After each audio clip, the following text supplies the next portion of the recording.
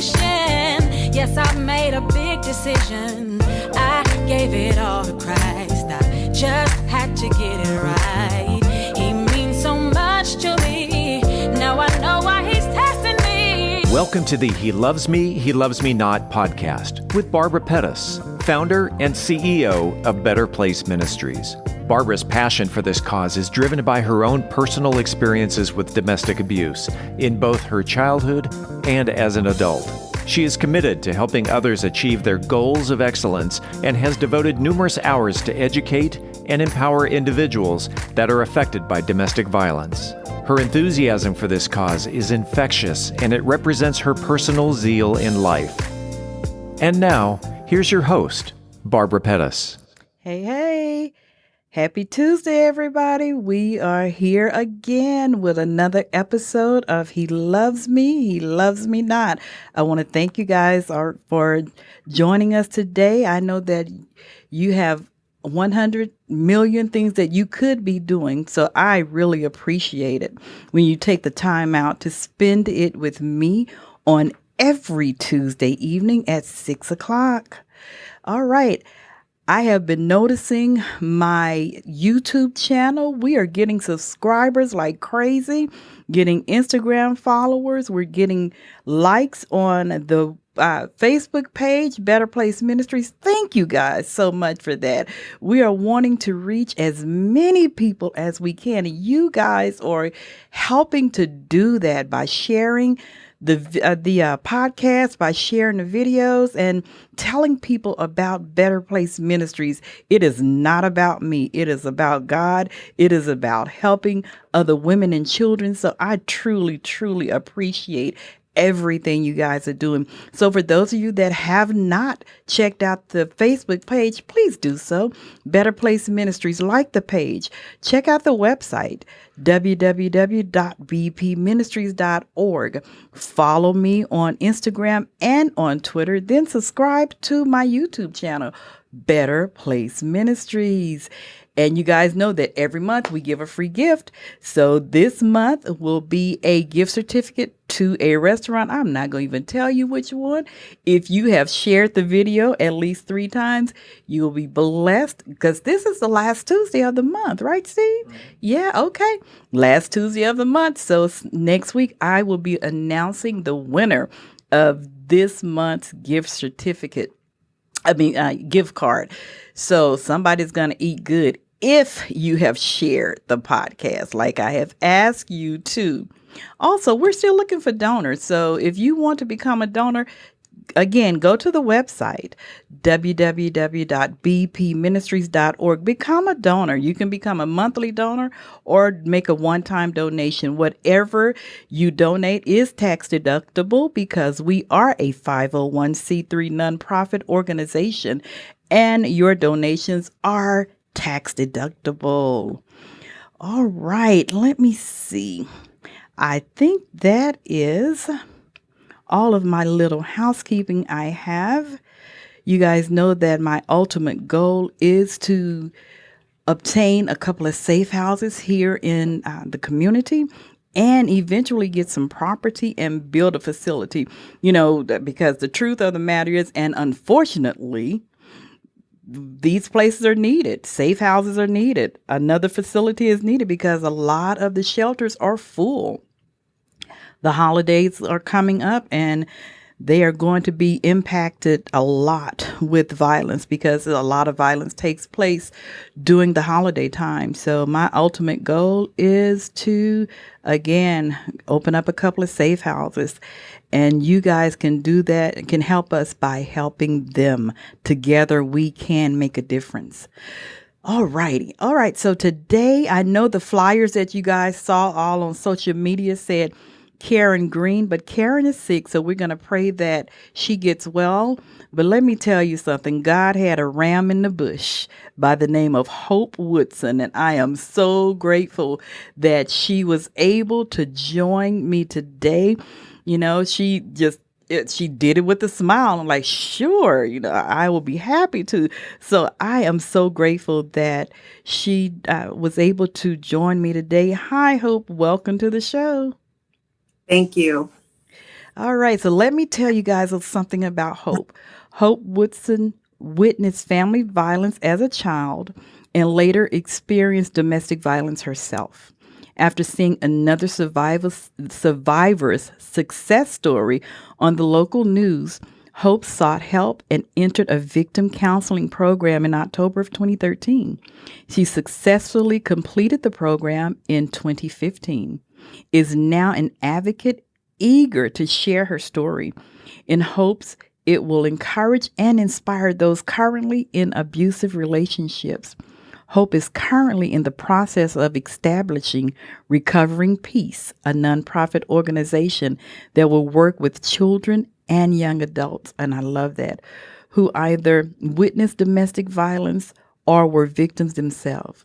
Hope is married to a loving, supportive husband, and together they are raising their 3 children.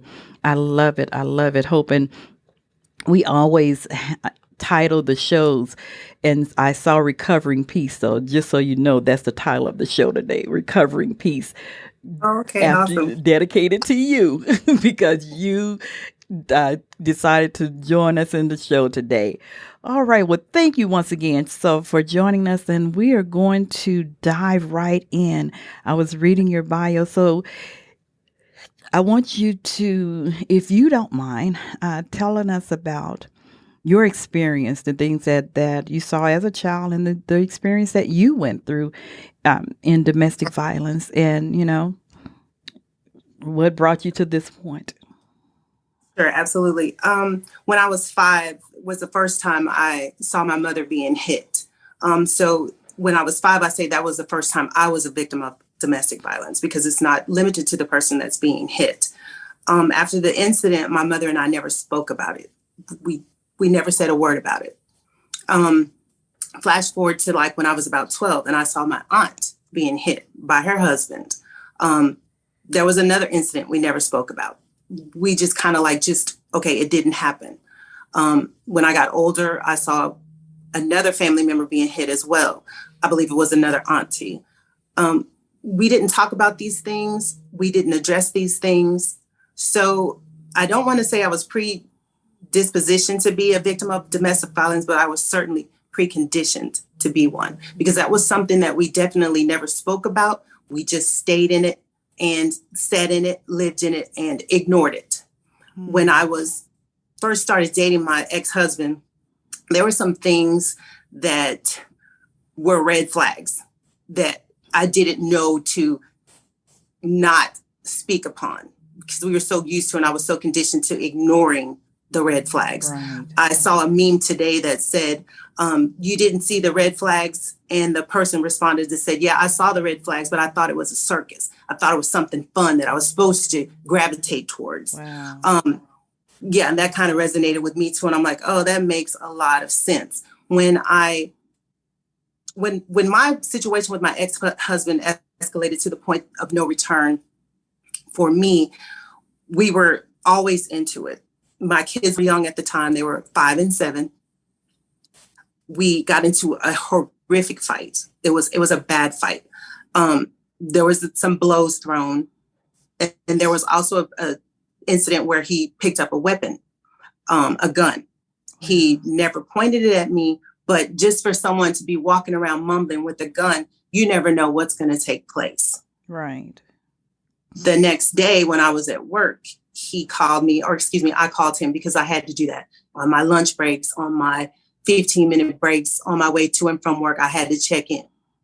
And that was a form of control for him, one of his forms of control. When I did call him on my first break, he said to me, I want you to know that if it weren't for our children, that neither one of us would be here. So for me, I'm not sure what he intended to do with that statement. But for me, it empowered me, because then I was angry. For some reason, I felt like it was okay for you to touch me or threaten me. But when you threaten my kids, that was it for me. That was my rock bottom, the threat from my kids. So that's when I decided that, okay, when I get home, that's it. It's over. I'm taking the kids and I'm leaving. And that's what I did. We went through a bunch of different fights and a bunch of times where I just got to the door and I turned around. I got to the door and I turned around. The day I finally crossed the threshold was it. I never looked back. I never looked back. I was afraid. I was scared. I was nervous. I didn't know what I was going to do, but I knew what I wasn't going to do any longer. So let me ask you, you said that for some reason you thought it was okay for him to hit you. Is that because of what you saw with your mom and your aunts growing up? Is that, you think that had something to do with that? I believe that was the case. I had been told that it was wrong. I knew it was wrong. I mean, for me, I knew it was wrong, but it just wasn't something that I wanted to put out there. There was just this shame and embarrassment and fear. I didn't want anybody to know what I was going through and what I was dealing with every day. I didn't want people to know that I was coming home, sitting in my parking lot or in my driveway for 20 or 30 minutes, just trying to muster up the strength and the mental wherewithal just to go inside. I didn't even want to be there. Yeah. So it was just a bunch of fear and shame that kept me in that situation for far too long. Yeah, I get that. And you said something that is so true. When we are dating them, we see the signs. We just ignore them. And in my case, my mom was the abuser to my dad. My dad, bless his heart, so loving, even to today. He's still so loving and kind. But my mom would start arguments, and she would have this thing, and she would take her index finger and poke him in the forehead, like trying to provoke him, I guess, to hit her. But my dad never raised his voice. He never even acted like he was going to hit her or anything, but she would poke his forehead and just curse and just rant and rave. And once they divorced, that anger transferred to me. So she would poke me in my forehead and, do those kinds of things that she would do to him, to me. So I never saw her get beat up or anything, but I saw her abuse my dad in that way. Wow. So then you know that even though your dad was silent, from your experience, how much it hurt inside and how loud the anger and the pain was inside that he was holding in. Yes. So you left, you took your children and you got out and you never looked back. I never looked back, never once thought about going back. I wasn't out. My mother even asked me before she passed away, she said, Hope, are you going to go back? A lot of women go back and forth, and you have a house. And I said, Mama, you're right. That is a house, but it's not my home. Yes. I'm no sanctuary for me. That's no safe haven for me. That's not a place that brings me any type of peace or comfort. I don't want to be there. My heart left years ago. My feet finally got the courage, and I'm not going back. Oh, I love that. I love it. So you did you go to a shelter? No, when I left, I actually went to my twin sister, Faith. I went to her house. She had told me some years before, and I think she must have had some inkling that there wasn't something quite right, because she did say to me at one point, Hope, if you and the kids ever need a place to stay, you're welcome to come to my house. So that's what I did. I called her and I said, does that offer still stand? And she was like, what do you mean? What offer? I said, you said if me and the kids ever needed a place that we could stay with you. And she was like, where are you? And I was like, I'm on 45, about to hit 20. And she was like, yes, ma'am. Come on. Wow. And that was it. Mm-hmm. And from there, after that incident took place and my sisters knew I had left, that is when my son started acting out. He was 4, like I said, he was definitely his daddy's boy, and he was angry and he was going through all of these different turmoils. His grades were dropping. He was acting out in anger. He's just doing all kinds of stuff just to get in trouble. And I think gain attention. I was keeping him in contact with my ex-husband, which I never stopped. But at the time, my ex-husband would say things like, your mama ruined my family. Nobody loves me. I'm in the house by myself. So he was just, again, trying to control me through the kids by telling them bad things about me. So that's when the news story came on, and the family violence shelter in this incident had helped a young man who had seen his mother abused and had gone through the whole gamut of the anger and the things like that and lashing out. And this was a success story that prompted me to contact the organization and seek help for myself and for my children. Okay. All right. Because, a lot of times you hear people say, oh, the children weren't harmed. But yes, they were from the onset, whether they didn't have to get hit or belittled or anything. But the initial viewing of the dad mistreating the mom or the mom mistreating the dad, the kids are affected. And I love the fact that you are beginning to start a nonprofit that will cater to the needs of the young people, because it does affect them. It affected my children. And, it took a while for them we had to have a heart to heart. And, even as an adult, my daughter will be 40 next month.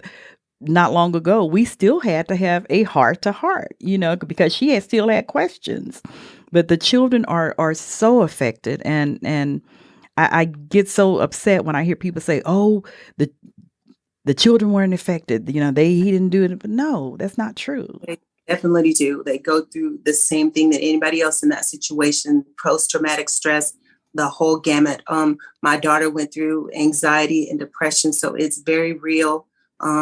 It's not something that your kids forget about, even though you don't talk about it. Like my mother and I never spoke about that incident until I was 45 years old. So 45 years later, a week before she passed away, we were just talking in our hospital room, and I said, yeah, and she said something, and I said, yeah, and I remember that man Jeff was biting your finger trying to get in our house, and she was just like, you remember that? How old were you? And I was like, Mama, I was 5. She said, I can't believe you remember that.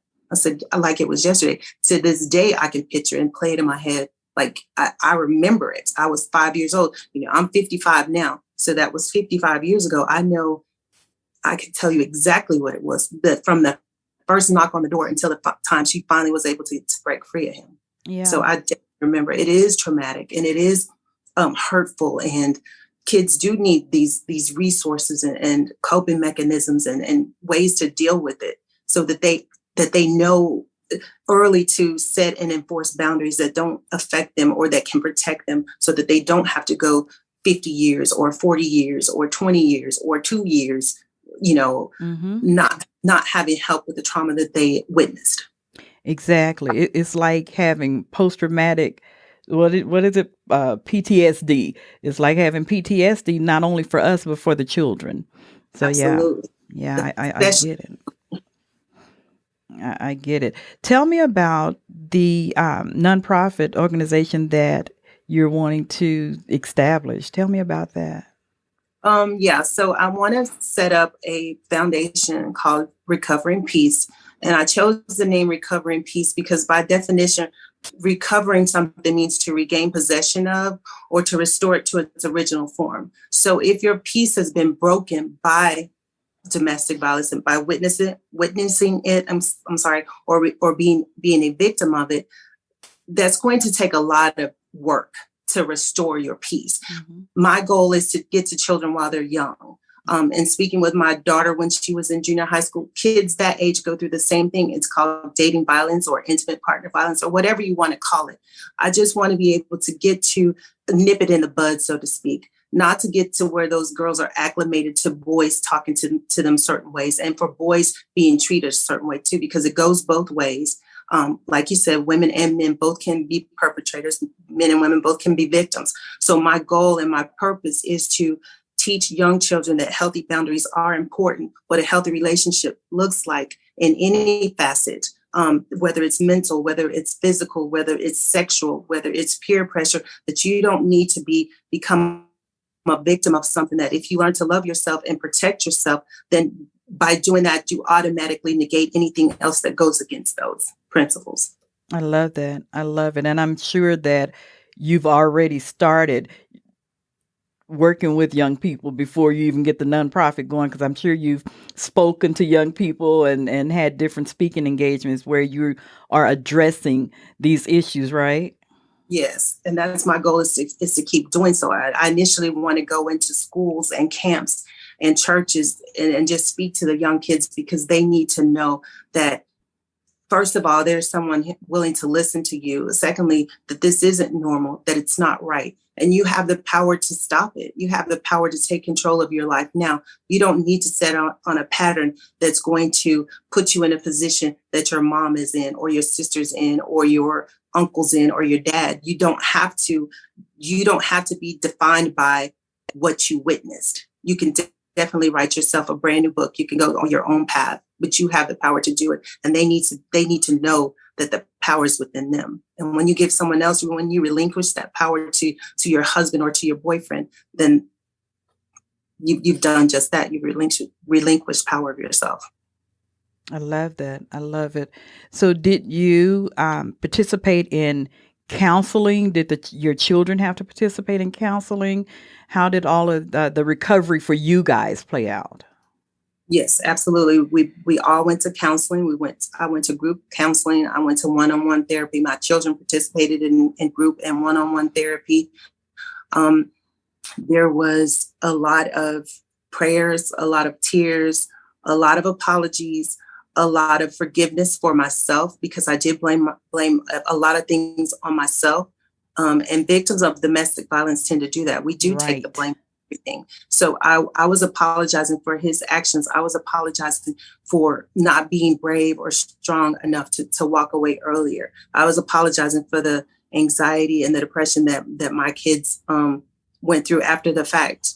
And I was able to somehow, just understand that it's not my fault, that I indeed was a victim. And once I was able to say, hey, I forgive you, Hope, then I was able to move forward. Yeah. And you're right. A lot of times we take the blame as our fault. Well, if I hadn't have done this, or if I should have said this, or I should have cooked dinner early, whatever the case may be, we blame ourselves, and it's not our fault. It is not our fault. And that's one thing that when I do workshops, when I talk to women and tell them, listen, what has happened to you or what is happening to you is not your fault. It's the perpetrator's issue.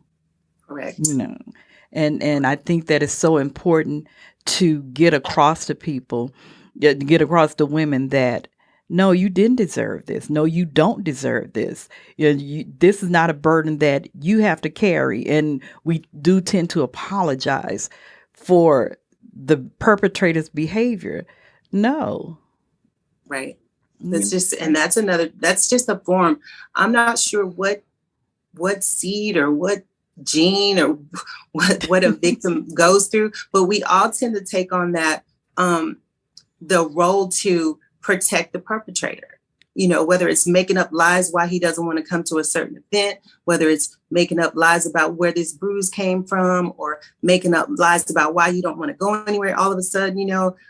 My sister could pick up on that too, because I love my family. I love being around my family. I like going out, having a good time. But when all those things stopped, she would say, something's not right, all of a sudden. So when I was able to get out of the situation, one of the first things she said, I don't know, we must have been out somewhere, maybe at lunch or something, and I was laughing and whatever. And she just looked at me and she said, Hope, I'm so happy to have you back. Wow. Wow. Yeah. That statement in itself was powerful, because she knew something was wrong, because we begin this circle of lies, and you tell one lie to cover up this lie, and this lie to cover up that lie, and it is never ending until we start loving who we are and start realizing that, no, this ain't the life I'm gonna live. Exactly. And when you're in that situation and everything goes against everything that feels right within your heart, you tell so many lies, because in essence, you're living a lie. Yes, you're wearing a mask. We wear those masks very well. That's what I used to say too. People would be at our house. We'd have a barbecue or a party or get together, whatever. Everything's all good. We're smiling. We're laughing. We're playing dominoes. We're playing cards, whatever. And then when everybody goes, then it felt like a play. Close the curtain and scene. It went from a circus to a madhouse. Yeah. So it was instant, almost like a cloud on a sunny day. I mean, instant, immediate darkness. So it was definitely a charade. Yeah, because you don't know. And that's the thing, because like, what happened? What did I say, or what did I not say or do, or whatever, to trigger this Dr. Jekyll, Mr. Hyde mentality? And it's confusing. It's embarrassing, as you said. It's heartbreaking, and we go through all these emotions, and it's like, when is enough going to be enough? And a lot of people, unfortunately, it takes maybe him hitting the child before they get it. Like, oh, wait, you've gone from beating me to hitting my kid. No, it's time to go. Right. Sometimes for me, that was my rock bottom. Unfortunately, for some women and men, their rock bottom is the grave. So they never get up from their rock bottom. When you say it goes to madness, and this Dr. Jekyll and Mr. Hyde, it's just like I was saying earlier, it's like a cloudy day, that's an indication of a storm. And they say the patterns of domestic violence are much like a storm. You're going to have the clouds or the rainbows and the butterflies, and everything's all beautiful. But then, the wind starts to shift a little bit, and you're like, oh, okay, something must be wrong. Now here comes the clouds. Like, oh man, something's really brewing. Okay, so here's the thunder and the lightning. So, okay, I know something's about to go down. Yes. So when the tornado touches down, you've seen the signs, you've seen the warning, it's coming. Yes. So you're just like caught in this storm again. And then the next day or whenever you're able to kind of survey the damage, and okay, it's bad, but at least the sun's back out. So you know what I mean? We're going to do this again. We're going to sweep up the yard. We're going to fix this up and fix that because it's a sunny day again. Right. And that cycle, sometimes the rainbow may be weeks later. Sometimes it may be hours later, because people go through turmoil at, different rates. And sometimes, we don't ever get to see the rainbow. Right. The one thing that always frightens me, and I think you touched on it earlier, that we leave and we go back, not realizing that when we go back, that fury is even hotter. The abuse gets even worse, and you may make it out this time and you might not. And that's why it's good to have a safety plan, but even sometimes that doesn't always work. I read an article just yesterday where this lady, her boyfriend killed her. She had a safety plan in place, and before she could execute that safety plan, he stabbed her to death. So, once we make up our minds that this is it, I've had enough, it's time to go, we have to make up our minds and go. And exactly. Don't look back. It's like Forrest Gump, run, Forrest, run. Don't look back. Keep going. Let the braces break off your leg. Go. Right, at all costs. Definitely agree with that. I think the more people return to a situation like that, the more they embolden and empower their perpetrators. I was speaking to a friend not too long ago, and she was talking about some of the things her boyfriend was saying to her and some of the things he was texting her. And I said, those are definitely red flags. And what you need to know is that behavior doesn't get better over time. That's right.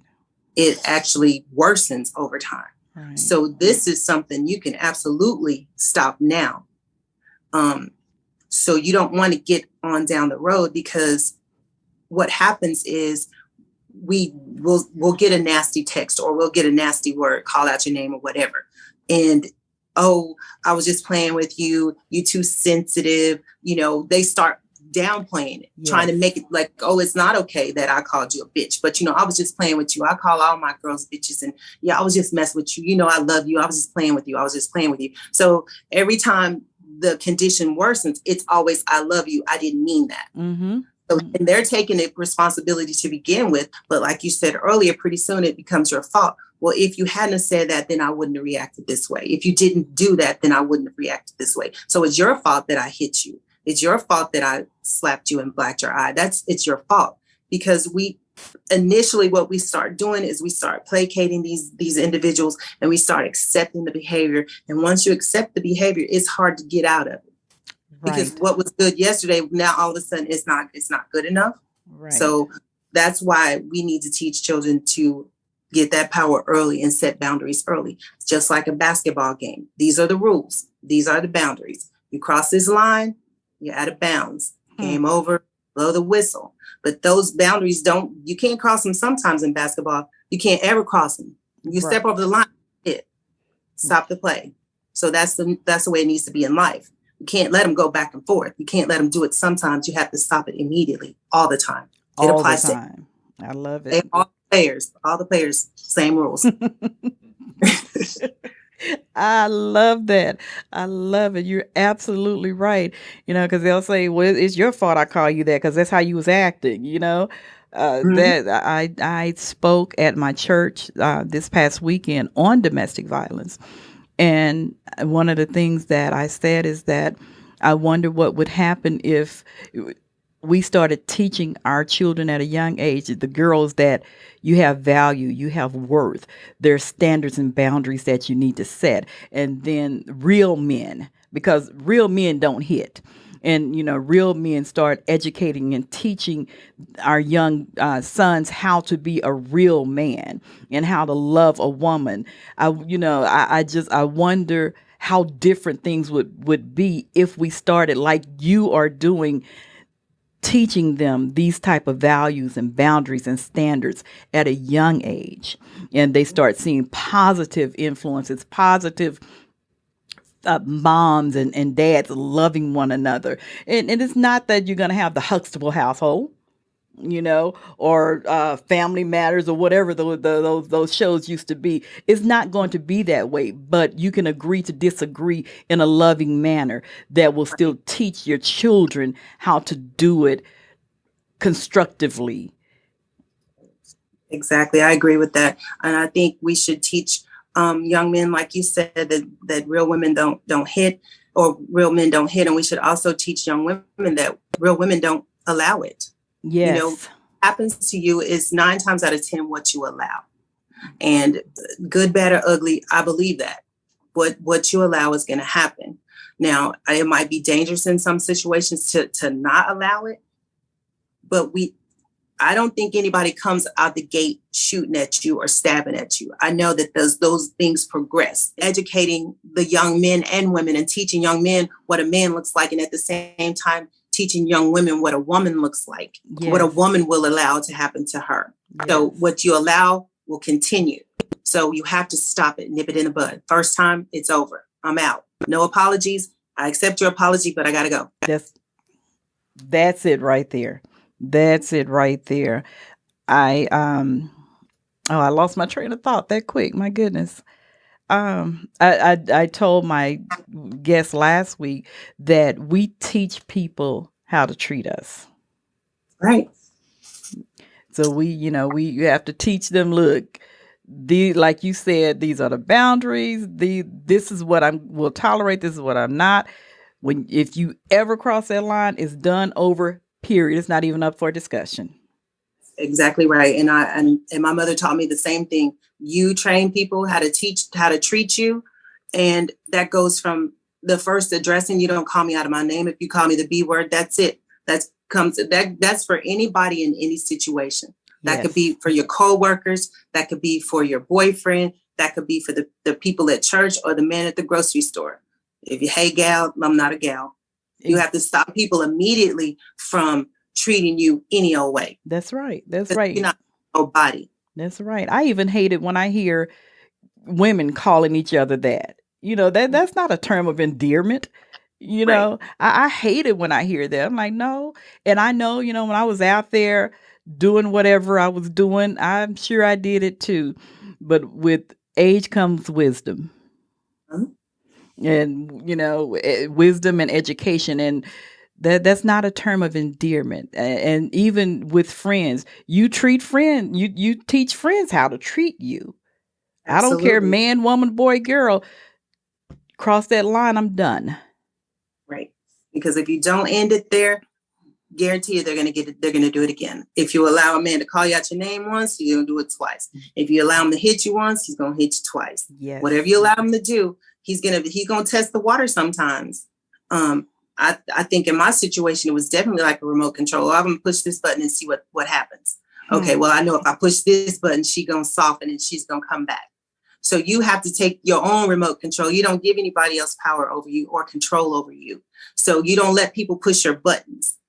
Right. And that's what happens in those situations. They know which one's going to make you mad. They know which one's going to make you cry. They know which one's going to, make you give them a hug. Or if I say I love you, she's going to do this. If I bring her flowers, she's going to do that. If I clean the house, she's going to do that. Because they'll do any old thing to reel you back in. Oh, yeah. Because it's important that they don't lose control. And they'll use anything to keep it and gain it.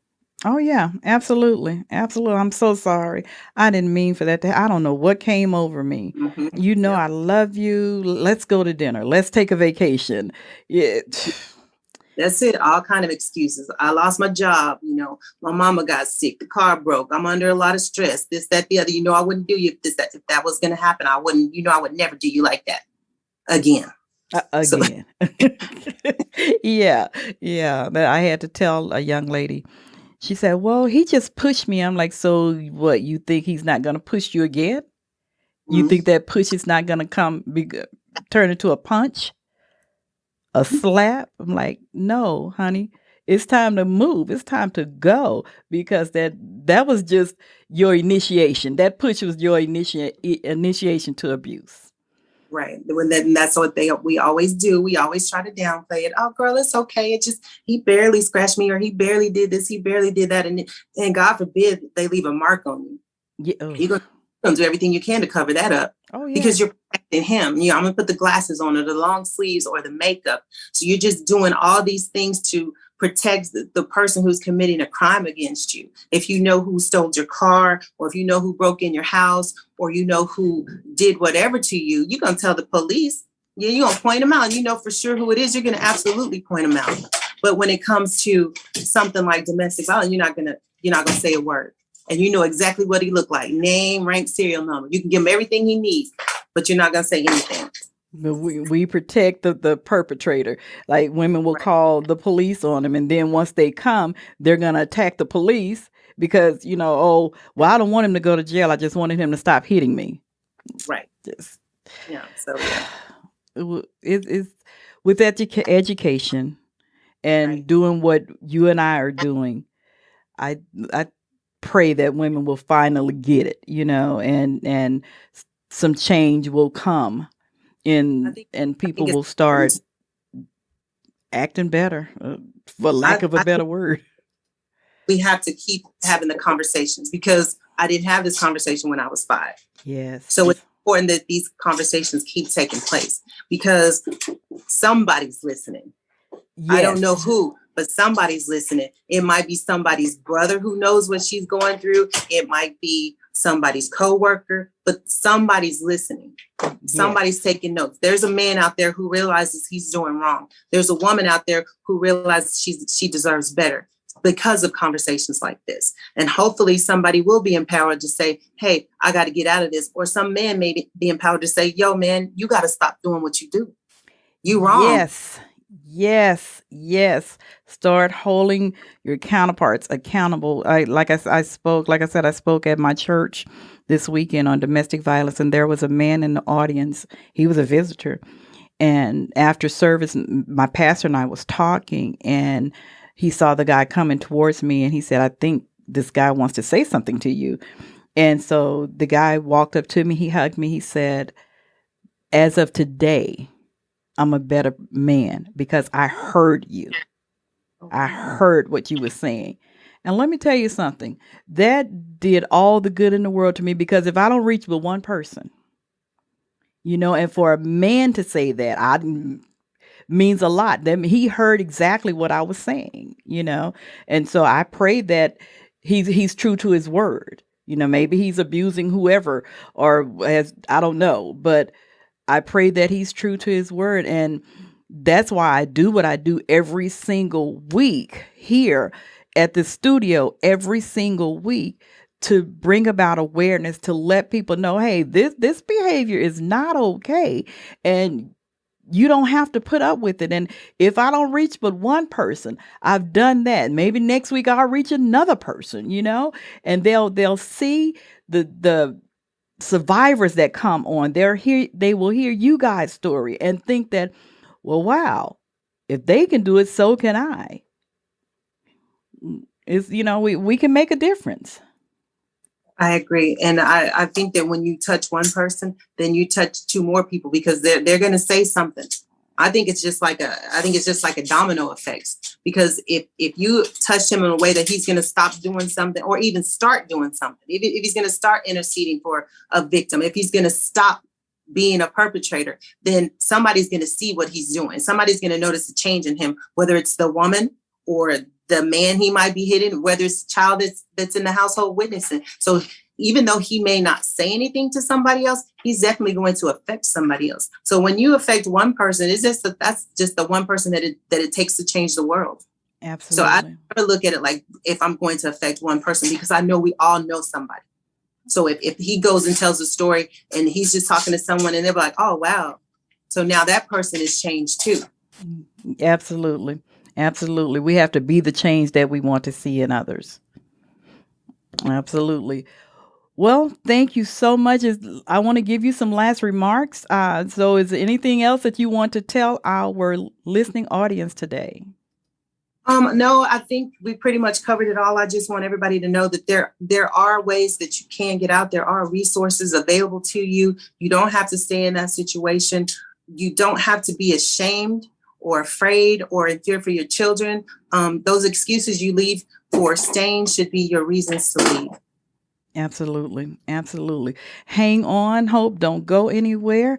As you guys, as Hope has just said, listen, if you know someone that is in a domestic violence relationship, if you are in a domestic violence relationship, there are numbers that you can call. There is help available. The National Domestic Violence Hotline, that number is 1-800-799-7233. We have local facilities here, the Family Place. Phone number 214-941-1991. Genesis Women's Shelter, 214-946-4357. One Safe Place of Tarrant County, 817-916-4323. Safe Haven of Tarrant County, 877-701-7233. Together, we can make a difference. Each one, reach one. Help us help them. And if nobody has told you today, I love you and be blessed. I just came to testify today to let you know that no matter where you are and no matter where you've been, that God can change you because He changed me. This is my testimony. There's been a change in me, a wonderful change in me. There's been a change in me, a marvelous change in me. Listen, I'm not perfect, I've made mistakes, many regrets from some very dark days. But when I open my heart,